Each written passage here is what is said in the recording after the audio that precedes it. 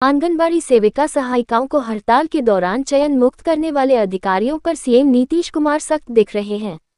CM Nitish ने विभाग के अधिकारियों को बुलाकर पूरी जानकारी ली और मनमानी तरीके से चयन मुक्त करने वाले अधिकारियों पर कार्रवाई करने की बात कही।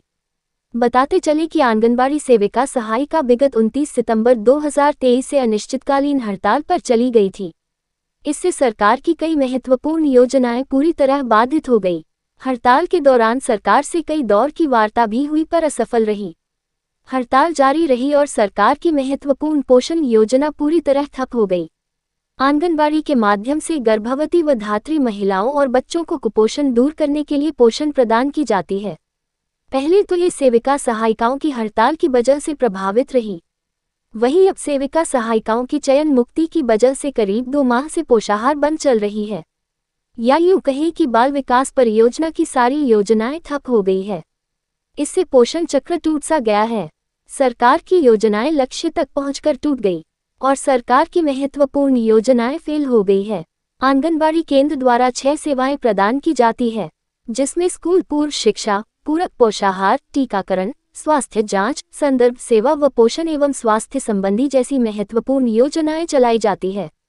इसके तहत गर्भवती व धात्री महिलाओं, 6 माह से 6 साल तक के बच्चे व 11 से 16 साल तक की किशोरी को पोषण प्रदान की जाती है, जो करीब 2 माह से ठप है, जिसके वजह से पोषण योजना अपना दम तोड़ रही है और कुपोषण फिर से अपना मकरजाल फैला रही है। हड़ताल खत्म होने के 18 दिन बाद भी बिहार में हजारों आंगनबाड़ी केंद्रों पर आज भी ताला लटका हुआ है। इससे योजनाएं तो प्रभावित हो ही रही है, सरकार की शासन और प्रतिभा भी धूमिल हो रही है। इसके अलावा चयन मुक्त सेविका सहायिकाओं आर्थिक स्थिति भी दयनीय हो गई है, जिससे उनका घर परिवार चलाना मुश्किल हो गया है। घरों में दाने के लाले पड़ गए हैं। इन सब का जिम्मेवार कहीं न कहीं अधिकारियों की मनमानी और तानाशाही है।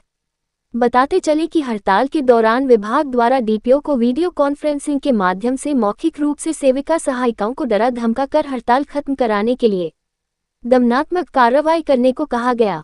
इसके तहत हर प्रखंड से लीडरशिप कर रहे 3 लोगों को चयन मुक्त करने की बात कही गई थी, ताकि चयन मुक्ति के डर से हड़ताल पर चल रही सभी सेविका सहायिका हड़ताल से वापस लौटकर पुनः अपना योगदान दे दें। डीपीओ ने सीडीपीओ की अनुशंसा पर प्रखंड के प्रखंड सभी सेविका सहायिकाओं को चयन मुक्त कर दिया। हड़ताल खत्म होने के बाद जब चयन मुक्त वापसी की बारी आई तो डीपीओ ने हाथ खड़ी कर दी। डीपीओ ने साफ व स्पष्ट शब्दों में कह दी कि सभी चयन मुक्त सेविका सहायिकाओं की वापसी निदेशालय से होगी। इसके लिए पटना जाकर अपील करें। नालंदा जिले में 2 माह से 1,500 आंगनबाड़ी केंद्रों पर ताला लटका है। 2,280 सेविका सहायिकाओं की चयन मुक्ति के कारण अब भी 52,000 लाभार्थी पोषाहार योजना से वंचित है। आईसीडीएस डीपीओ रीना कुमारी ने बताया कि जिले में चयन मुक्त सेविका सहायिकाओं के काम पर फिर से वापस लौटने का फैसला आईसीडीएस निदेशालय करेगा। जिन केंद्रों की सेविका सहायिकाएं दोनों चयन मुक्त हो चुकी हैं, वैसे केंद्र फिलहाल बंद है। जिले में हड़ताल की वजह से लाभुकों को योजनाओं से वंचित होने पर निदेशालय के आदेश और सीडीपीओ की अनुशंसा पर डीपीओ ने 2,280 सेविका सहायिकाओं को चयन मुक्त किया था। आंगनबाड़ी संघ नालंदा के जिलाध्यक्ष आशा कुमारी ने बताया कि घबराए नहीं, अब हम लोगों का चयन रद्द की वापसी बहुत जल्द ही हो जाएगा।